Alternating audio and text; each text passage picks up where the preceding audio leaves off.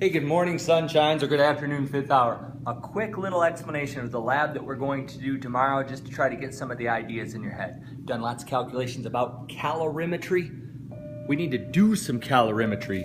We are going to be finding the specific heat of copper. We're going to be using something called a calorimeter. All it is really is just a piece of styrofoam with some extra styrofoam in it to insulate it so that we keep all the heat inside of there.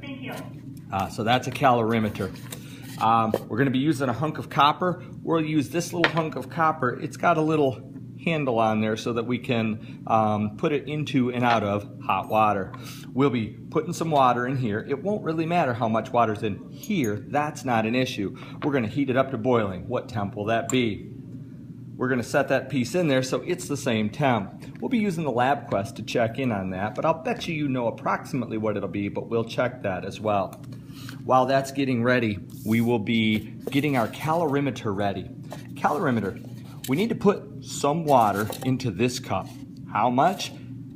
It's not an issue, it's just as long as we make sure that we record exactly how much water. Now it says mass in grams. What we'll have to do is just measure in milliliters, but I hope you remember a gram of water is a milliliter of water. They designed it that way. So we'll put, I don't know, maybe 50 grams into there, but then make sure we record exactly how much. We'll use this graduated cylinder. We'll check the temperature to find out its initial temp. Once everything's stabilized and we know the temp of this, we will take this very hot piece. How hot is it? You will have recorded that.